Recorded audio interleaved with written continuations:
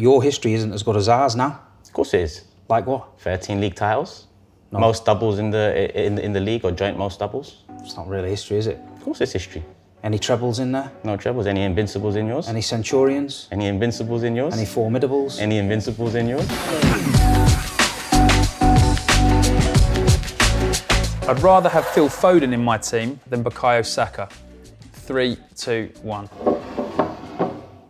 I have to go to my boy. He's been a star for 3 years now. He burst onto the scene as a teenager. He carried us through one of the biggest transition periods from a sick fifth place club to now a challenging for a title club. I'm not saying it's just down on him, but he's been one of the mainstays through that era, and an era where we've had to restructure and gut out the whole squad. And he's just come on leaps and bounds every single season. I mean, a couple of years ago, you saw a more free roaming Saka who would take players on, beat a couple of players, and there's a bit more excitement to his game. But over the last 18 months, Arteta has, tightened up his system. His philosophy were a lot more rigid and structured. And equally, he's still producing as much, if not better, numbers than he was with the freedom he had. Also, you transfer that into England. And for me, Saka, over the last 3 tournaments, both Euros and the World Cup, he's been a top 2 free player for England. Yeah, so I like Foden, but Saka for me is clear. Yeah, I've got to back Phil. I think you've seen it, what he's done on the pitch for Manchester City.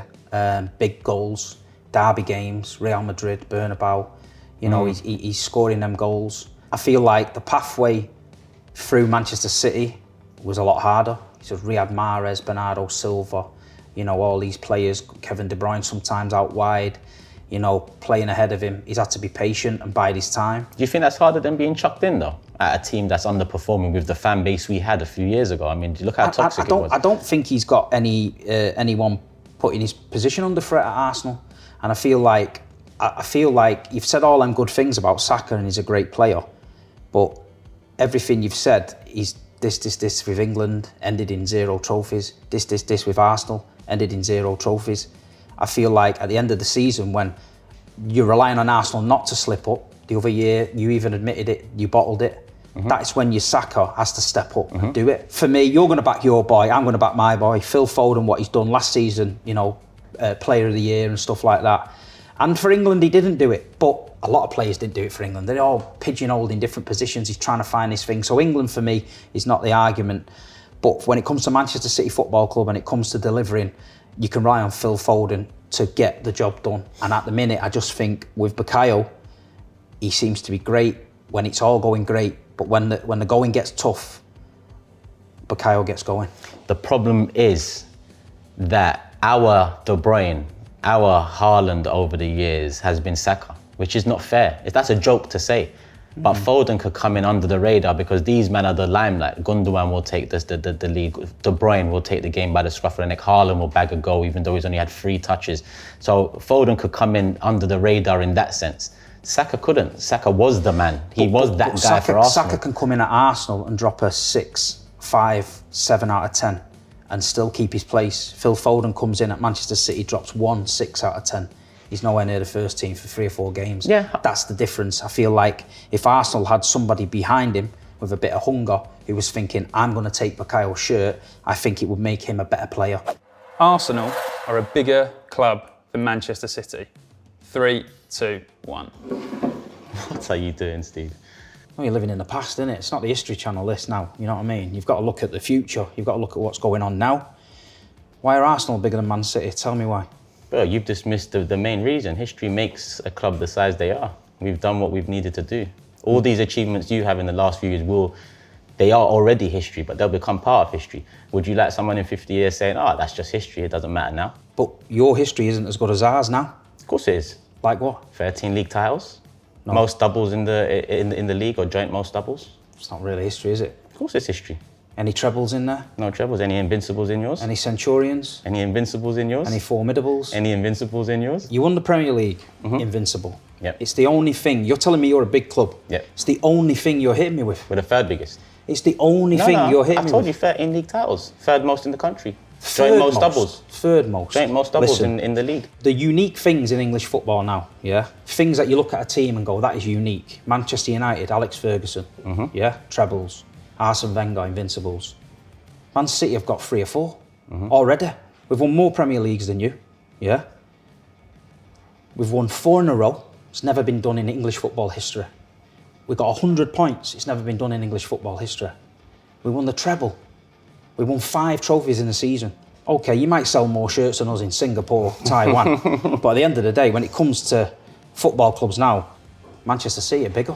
No, Manchester City are richer. There's a difference. A lot of people said late 2010, Chelsea are bigger than Arsenal. Why? Because they had money and started winning stuff. It's the European Cup though as well that seals it for me. Yeah, European Cup. Someone wins it every year. You can't come to the table and claim you're bigger than a club if you've never won a European Cup. Of course you can. Nah. Who made the European Cup? It's the biggest trophy in world football. No, it's not. In club football, it's the biggest trophy. Club football, yes. So the biggest trophy Arsenal can win is the European Cup, and you've not won it. As someone English, as someone who's been raised in this country, you know the league is the bread and butter. Ferguson said it, for example. Yeah, but you'd swap some of them leagues for a European Cup. 100%. Tell the truth. Not necessarily, no. You would? No. You would. It's a numbers game now. Man City are in the numbers game. Everything unique Man United did, we've done it. Everything unique you've done, bar the Invincibles, we've done it. But that's bar the Invincibles. No one's done that. Is it really, you know, does anybody really, do you start the season off and go, I hope we can be invincible this year? A lot of teams do. Only you do. A lot of teams do. Only you do. A lot of teams do. Nobody else does. A lot of teams do. But at the end of the day, the treble, you'd swap that. You would swap that invincible season for the treble. I wouldn't. You would. I wouldn't. Treble's been done, and listen. I'm not gonna put down the treble. Treble is so you'd rather an amazing achievement on an open top bus drive around London with that little tiny gold Kinder Egg trophy, or you'd rather have the Champions League, the FA Cup, and the Premier League. I'm glad you brought up the size of the trophy. I'm glad you brought up the size of the trophy. The most prestigious trophy in football, full stop, is smaller than the Invincibles trophy. The World Cup is the most prestigious trophy. The size of the trophy doesn't matter. It's gold. You know yourself, you would not swap, you would not have that invincible trophy other than the treble. I would. Give me 3, I would swap it for 3 Champions Leagues. It's not worth 3 Champions Leagues. At the end of the day, you won the league. You haven't got it. You won the league, yeah? And what you get for winning the league is the league, yeah? We just won 4 of them leagues in a row. So would you swap 4 in a row for that? No. You're lying. We are the 3rd biggest club in this country. When was the last time you won the league? 20 years ago, you know that. 20 years ago? Yeah. You come chatting to me that you're bigger. Listen, time's changed. You need to relax. But are Liverpool bigger than you? Yeah. Liverpool have 1 title in 30 years. Is it just trophies that make the club who they are? I think every argument a Manchester City fan goes into with any other club, it's always about, yeah, but you've always been Manchester City. You're always small. You're not a big club. You're not a big club. But then they start throwing their achievements at us, what we've got to like, go, okay, Arsenal a big club because they got Invincibles. Liverpool a big club because they got 6 Champions League. Man United won the treble. But the respect's got to come back because Manchester City are doing big things in English football history. They're breaking records. The 4 in a row. You'll never win 3 in a row. We won 4 in a row. You'll never win the treble like Phil and Gary Neville, but we did. Do you know what I mean? All I'm saying is now, with what we're achieving and the way we're going and where we're heading, they're a massive club. And all around the world now, this kid's grown up on Aguero, Yaya Toure, David Silva. That's how you build, yeah. And that's what it is now. This players saying, oh, our dream club is Manchester City. So for me, that's where I think Manchester City, I think they've overtook Arsenal. Erling Haaland will leave a better Premier League legacy than Thierry Henry.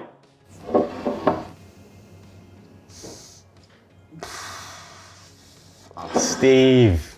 I'm going to back Erling. Steve, you know he's gone soon. That's the, you know. Well, it's a mad question, to be honest, because, you know, if he stays 10 years, you strongly got to look at what he's doing now and think he's going to blow everything away. Thierry, what he's done, Haaland's nowhere near that yet, but what he's doing, Haaland at the minute, is just unreal. It's in terms of numbers, in terms of trophies, you know what I mean, the treble. He's guided us to the treble. He broke the record. He should have had the Ballon d'Or.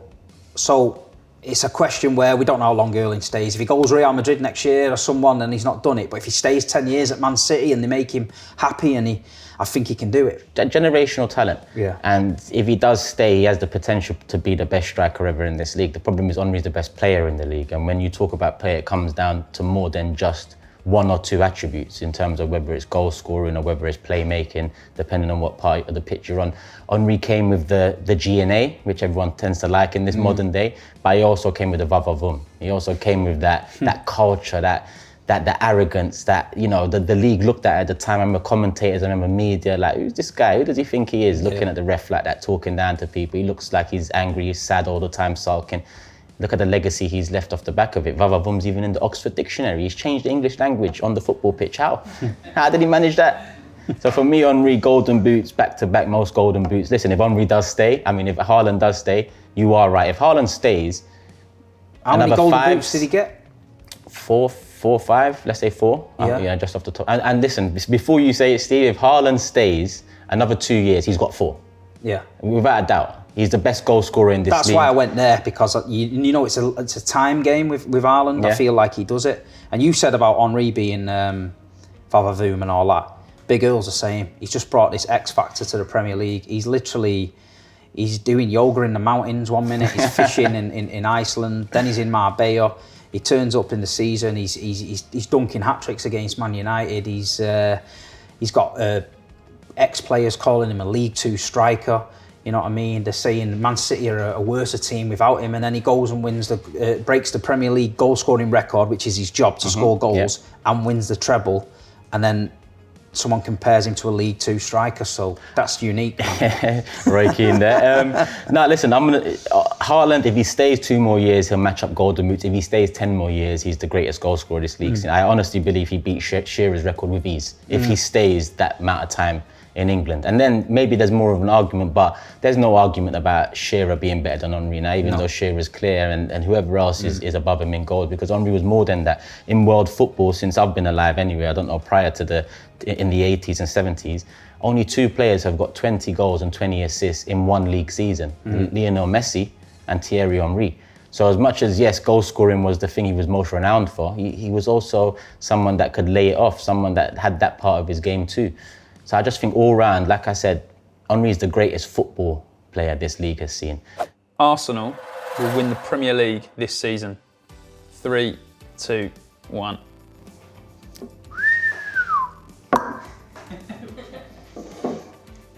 I wish I could do something different here, but you know, the people know me for keeping it real, and I'm going to keep it real here. I don't think we've done enough. It was about taking the title from City this summer in the transfer window, and it feels we've left ourselves short yet again. Not the first time, maybe the first time against City, because we're just challenging you now, but you know, we've done it in years gone past under Wenger. We've had summers where we're 1-2 pieces away, and it just feels like we've gone backwards a little. The hope is Man City concede the title. Maybe we didn't do enough to take it, but the hope is Man City are not good enough. They haven't strengthened enough. Now that hope dwindles when you see the way you started the season, but we have a chance. Arteta, in my opinion, is the second best manager in the league. I know there's a lot of debates about Emery and so on. I think when you look at what he's built in terms of a team that can stand up to a Man City in terms of numbers, goals scored, goals conceded, and just off in terms of points accrued, and it's his first 4 or 5 years as a manager, full stop, I think Arteta can do it, and he's shown, you know, that I know nothing over the years, that, you know, fans know nothing. So we have a little hope, but in all honesty, if you put it on me now, I have to say we haven't done enough. Manchester City's already took your soul, hasn't it? Nah.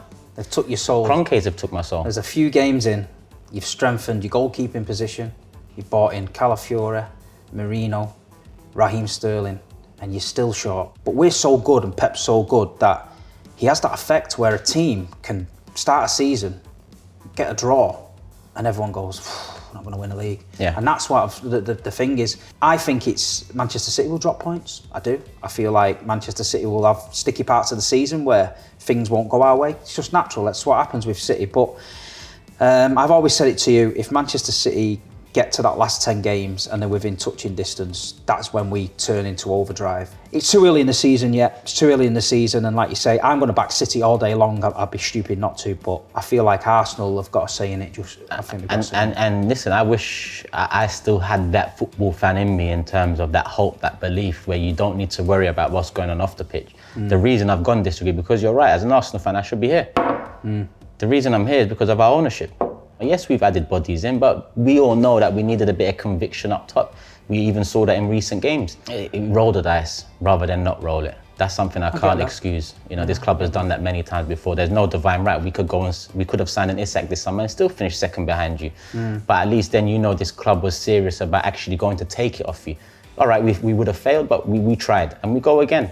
I'm not basing disagree off of drop points at the start of the season. I'm basing this off the lack of power we showed in the transfer window. We made profit in a window where we need to close the gap on Man City.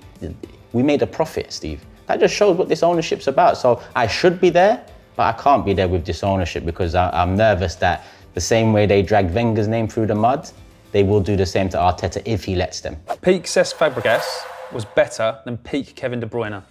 3, 2, 1. It's Fabregas for me, but I don't know whether I'm disrespecting De Bruyne by putting it to strongly agree. I'm going to leave it on strongly agree, but De Bruyne, one of the best midfielders of the Premier League, but Fabregas was just, for me, it cut from a different cloth. It comes back down to the style of play again, in my opinion, and De Bruyne's hella efficient, but Fabregas for me could control a game at centre mid, he could be a number 10, he could be that late arrival into the box. Listen, De Bruyne's done all of that too, but Fabregas... I think it's close because Cesc was a fantastic player, we know that. But I just think Kevin De Bruyne's now being talked about as the greatest Premier League midfielder of all time. He came to England, they said it was a 60 million flop. They said, they were, you know, but look at the money that they're paying for this boy, you know. And he's, you look at him, you wouldn't think he's a footballer. You know, the ginger hair, the body shape, it's just not natural, you know, as an athlete, but he's unbelievable. It's hard when you do these because Cesc Fabregas, I grew up watching him and he's fantastic and what he did, and you know, he'd done it at Arsenal, he'd done it at Chelsea, Barcelona, etc. But I just feel like Kevin De Bruyne can do things a little bit more than Cesc for me. I feel like there's a little bit more spark with De Bruyne, and I feel it won't be until Kevin retires that we really appreciate it. I mean, sometimes you can get caught in the moment, and we've got the fortune of looking back on Cesc's career and looking at the highlight reels, and you marvel at it. With Kev at the minute, it's just he's still there. So his chapter's not yet finished, but it's a game. It's the same. You're going to back. I don't expect any Arsenal fan not to back Cesc, and you won't expect any City fan not to back Kev. They're both fantastic players, but for me, I just feel like Kev's got that little bit more of an X factor than Cesc. Yeah, and Kev's been more consistent in the league in terms of playing part in trophy-winning teams. I just look at Fabregas and I say he's had 2 primes in this league. The one for Arsenal where he was more of a attacking mid number 10, and the one at Chelsea where he was more of a playmaker from deep. And equally, he was as effective in both positions. And he came through in an era where you're getting kicked to shreds. It is tight, but Fabregas was my guy. As much as he hurt me going to Chelsea in the end, I'll put down Wenger as well. Nice one, Steve. All the best for Sunday. I would say the same, but yeah, you don't need that. If you've enjoyed this video, people, make sure you hit the like button and make sure you subscribe to SPORTbible for more Agree to Disagree and much more. Hit the like button, subscribe. Love for the love. Bro, I've been watching Arsenal for 17 years now, no f***ing major trophy, and you don't want me to care about Tottenham. Yes, yes. I need our club back at the top tier. Would you rather Arsenal win the league, but Spurs win the Champions League? Both teams win nothing.